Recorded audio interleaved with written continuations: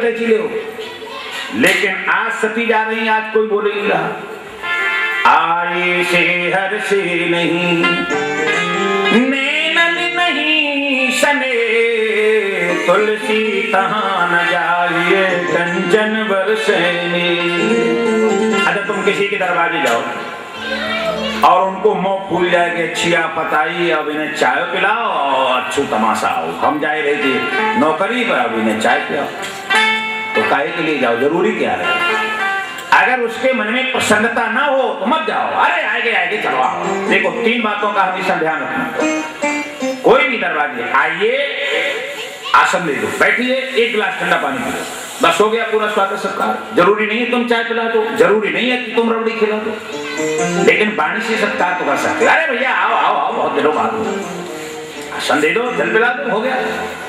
देखो महारानी सती का कोई स्वागत नहीं कर रहा, सीधी चली जा रही है अटैची टांगे। लेकिन माँ का एक हृदय ऐसा होता है, सादर भले मिली एक माता, सादर भले मिली एक माता,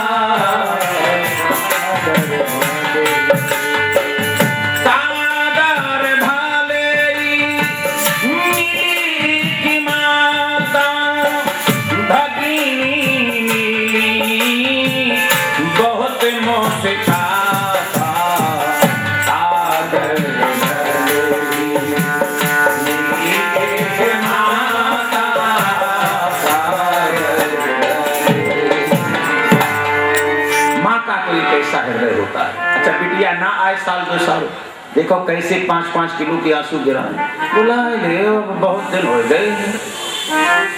माँ का हृदय होता है, बेटी नहीं आई, अगर कोई काम काज में बिटिया ना आ पाए तो कितना कष्ट होता है। आज महारानी सती को देखा तो हृदय से लगा करके माँ रोने लगी, बिटिया तुम्हारा किसी ने सम्मान नहीं किया, लेकिन मैंने तो तुम्हारा सम्मान किया। तो महारानी सती जी गले से लिपट के रोने लगी, माँ मेरा बहुत अपमान हो, और दुनिया में अगर अपमान हो जाए तो इससे बड़ा और क्या है। यद्यपि जग दुख दारुण नाना, सबते कठिन जात अपमान। अपमान हो गया, सब हो गया। महारानी सती जी रोने लगी, मेरा कितना अपमान हो। आंख से गिर रहे थे सती के आंसू, फूट फूट करके रो रही थी, और सूखे बिखर गए बाल, और माँ के गले से लिपट के रो रही। लेकिन माँ ने कहा, बेटी तू रो रही है, क्यों रो रही है? मैंने तो तेरा सम्मान किया है, ना कोई पिता तेरा सम्मान करे तो क्या हुआ?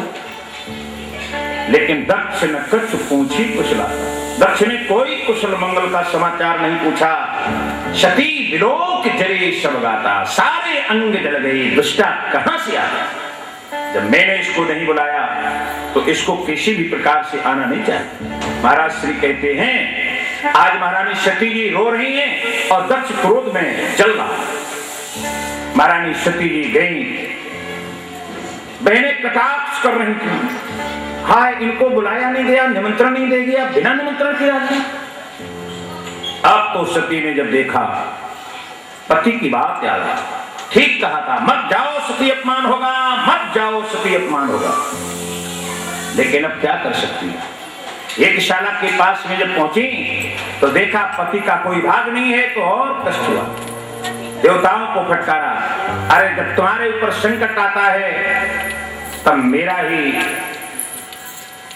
पति तुम्हारी शरीर की रक्षा करता है, लेकिन आज तुमने मेरे पति को भाग न दे करके यहाँ यज्ञ में शामिल हुई हो, मैं शर्म नहीं आ रही है। उत्तर की ओर मुख करके जठराग्नि निकाल के शरीर को भस्म कर दिया। भूत प्रेतों ने विरोध किया तो एक आहुति लगा दी, भृगु ने निकल पड़े, उसमें कुंड से तमाम लोग, और सारा जितना भूत प्रेत समुदाय था नंदीश्वर को बहुत पीड़ा।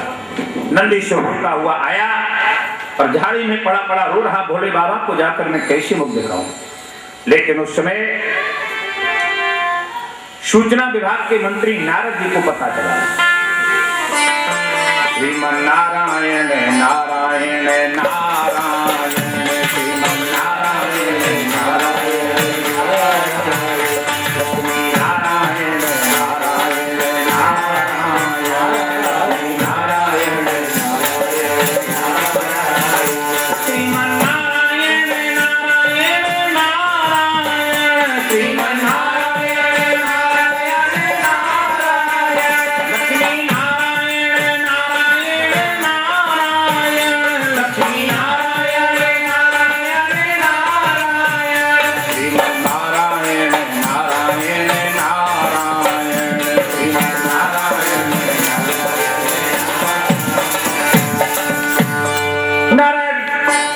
का उच्चारण करते हुए नारद जी आ गए और भोले बाबा के चरणों में गिर के रोने लगे। आप तो समाधि लगाए बैठे हैं, महारानी सती ने प्राण छोड़ दिया। भोले बाबा ने कहा प्राण छोड़ दिया, क्या हो गया, क्यों छोड़ा प्राण, क्यों मर गई? सारी कथा बताई। बहुत अपमान हुआ, तो अपमान सहन नहीं हुआ, दक्ष ने बहुत अपमान किया। आ गया क्रोध, तारी सिर से जटा जमीन पर पटक दी।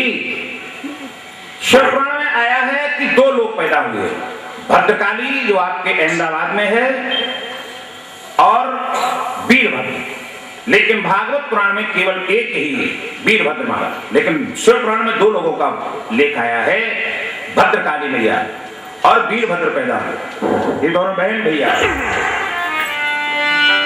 तम किम करोमि ते ग्रंथ महावध्यांजलम भगवान भूतनाथा। वीरभद्र ने कहा भूत भूतेश्वर भोलेनाथ भगवान शंकर किस लिए पैदा किया, आदेश करो, क्या काम है? भोले बाबा ने कहा तूने हमारा भाव नहीं जाना पैदा करने का।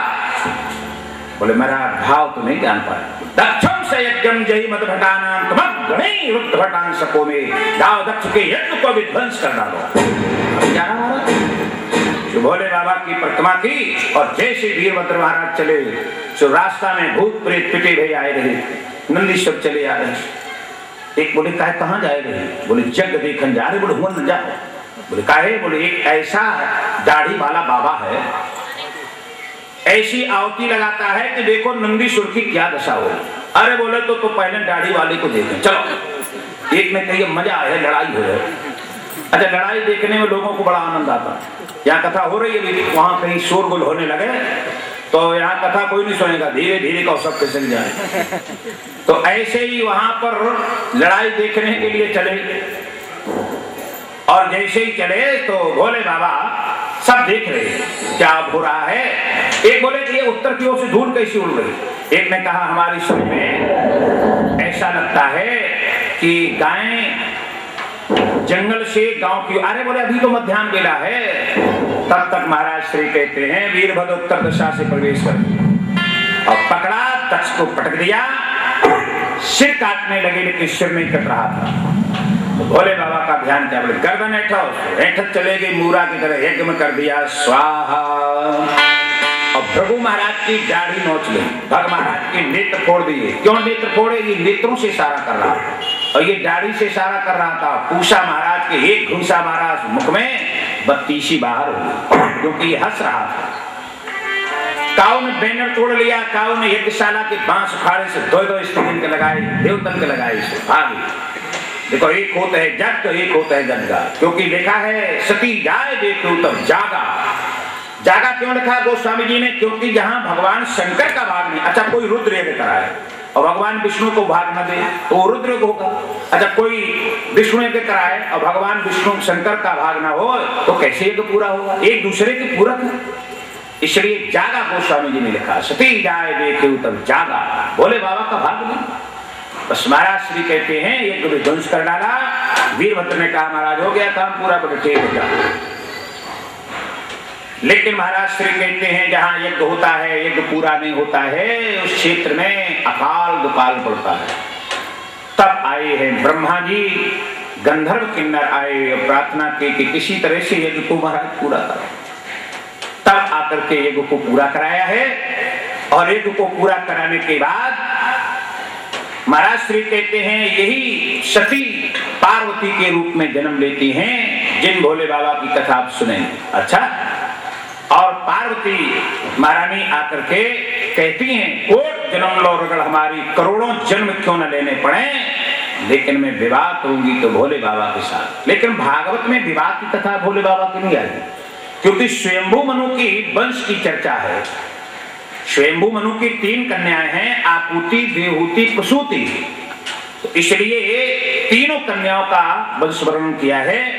साथ ही साथ महाराज जी ने कहा कि कन्याओं का वर्णन तो आपने कर दिया, लेकिन मैंने सुना है कि इनके 2 बेटा हैं। एक का नाम है प्रियव्रत। प्रियव्रत छोटे हैं और तानपात बड़े हैं। तो मैंने सुना है वो तानपात का एक बेटा हुआ है जो 5 वर्ष की आयु में जिसने भगवान को प्राप्त कर लिया है। ऐसे भक्तों की कथा सुनने के लिए मेरा मन तड़फड़ा रहा।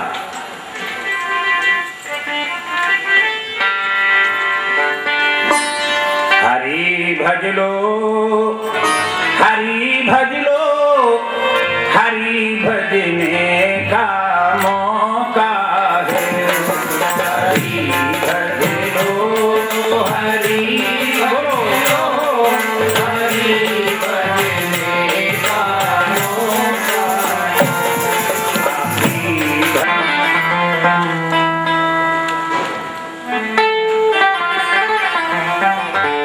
श्रीमद् भागवत महापुराण के बाद भगवान की कथा पूछी है, बस थोड़ी सी बात रखते हैं। शंकर भगवान का विवाह हुआ, विधि विधान से संपन्न होता है। विवाह करा करके भगवान शंकर मैया पार्वती को विदा करा के अपनी नादिया पर बैठे हुए चले आ रहे हैं। चलते चलते भगवान शंकर एक शमशान में आ गए। ध्यान देना थोड़ा सा, एक शमशान में आए जहां पर मुर्दों को जलाया जाता है, मरघट जिसे कहते हैं। मरघट में आके भगवान शंकर ने पार्वती से कहा, उतरो पार्वती। अब विचार करो कि कोई नई दुल्हन को लेकर के आए, शादी होकर के मरघट में पहुंच जाए तो बेचारी क्या सोचेगी। भगवान शंकर ने कहा उतरो। पार्वती ने कहा प्रभु ये तो शमशान है, मरघट, यहाँ मुर्दे जलाए जाते हैं, वो शादी करा के आए हैं तो यहाँ। कहा हाँ बस यही हमारा निवास है, हम यही रहते हैं। मैया पार्वती ने कहा रहने के लिए कोई घर मकान नहीं है। भगवान ने कहा ये कुछ है, यही हमारा सब कुछ है।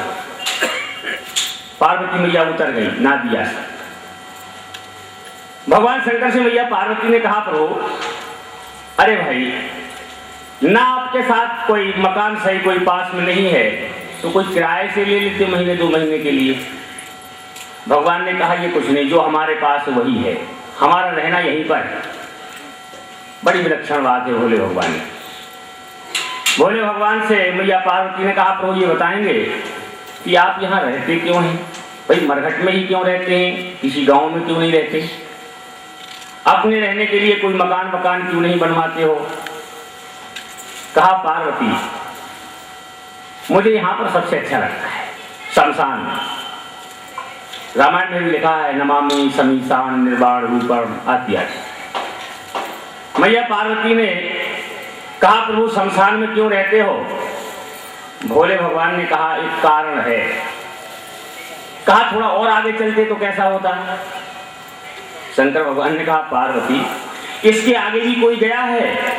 विचार करने की बात है। मैया पार्वती से शंकर भगवान ने कहा पार्वती इसके आगे कोई नहीं जा सकता, बस हर किसी की मंजिल की समाप्ति यहीं पर होती है, इसके आगे कोई नहीं जा सकता।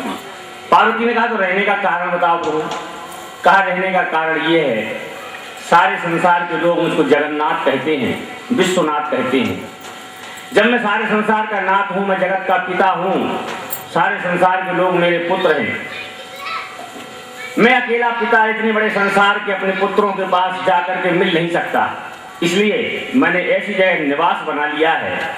हर किसी पिता की एक इच्छा होती है कि हम अपने पुत्रों से मिलें, लेकिन हर किसी से मैं नहीं मिल पाऊंगा। इसलिए मैंने सोच लिया है कि जब मेरा पुत्र अंतिम में यहीं पर आएगा तो उसको देख लेता हूं, मुझे तसल्ली हो जाती है। ये भोले भगवान की स्वयं की बात है। ऐसे प्रभु भोले भगवान मरघट में निवास करते हैं, कैलाश पर्वत पर वास करते हैं। समय बीता, कुछ दिनों के बाद एक दिन देखा मैया पार्वती ने भोले भगवान बड़े सहज भाव में बैठे हैं। कथा यहाँ से शुरू होती है। भगवान शंकर कैसे बैठे थे लिखा महाराज जी ने। बोले निज कर दास नागरी पुछाला, निज कर दास नागरी पुछाला, निज कर दास नागरी पुछाला, निज कर दास नागरी पुछाला, बैठे सहजई शंभु कृपाला, बैठे शंभु कृपाला। अब यहाँ पर 2 बातें ध्यान देने योग्य हैं। आप लोग जीवन का मूल पॉइंट बना लीजिए जान ले जो जाननहारा, ये हम रोज आपको बताएंगे, बार बार कहेंगे तो याद हो जाएगा। जान ले जो जाननहारा, संसार में हम किस लिए आए हैं? जानकारी करने के लिए आए थे, लेकिन यहाँ आकर के मान बैठे। जो रात में बताया था, फिर से उसको दोहरा देते हैं। आए थे जानकारी करने के लिए और यहाँ आकर के मान बैठे, और जब मान बैठे तो धोखाधड़ी के चक्कर में पड़ गए, जान नहीं पाए। तो जानने के लिए आए हैं हम कौन हैं, क्यों आए हैं, किस लिए आए हैं, भजन करने से होगा क्या, कथा सुनने से होगा क्या, ये नाना प्रकार की बातें हैं। जब इनकी जानकारी हो जाएगी तो लाभ मिलेगा। भगवान शंकर ने निष्कर दास नाग रिपुछाला, नाग माने होता है हाथी, रिपु माने दुश्मन, हाथी का दुश्मन है शेर। भगवान शंकर ने एक दिन शेर की खाल बिछाई और उसके ऊपर बैठ गए। बड़े सहज भाव में बैठे थे। भाव सहज कैसा होता है? ना दुख है, ना कोई सुख है, ना हर्ष है, ना विखाद है, ना छोटा बड़ा, ना मान है, ना अपमान है, सहज भाव बना हुआ है। ऐसा सुंदर भाव जब मैया पार्वती ने देखा तो हमारी माताओं के लिए एक शिक्षा दी गोस्वामी जी ने कि हे संसार की माताओं, ध्यान देना, अगर हमें अपने पति से, ध्यान देना माताओं, अगर हमें अपने पति से कोई गुप्त बात पूछना है, किसी प्रकार की कोई सलाह करना है, कोई वस्तु अपने पति से मंगाना है, तो किस समय पर हम बात करें कि हमारा पति तत्कालीन वह वस्तु ला करके देगा या गुप्त भेद बता देगा। ये बातें रामचरितमानस से आपको मिलेगी सुनने के लिए, उसका लाभ उठाइए आप लोग। इसीलिए यह कथा की जाती है, इसमें ये 1-2 लाख रुपया खर्चा किया जाता है, जिससे हम एक ही बात अगर हृदय में बैठ गई तो कल्याण होगा। मैया पार्वती ने विचार किया, मुझे पूछना है भगवान की कथा, समय क्या है पूछने का, कभी भी पूछ सकती थी लेकिन नहीं पूछा।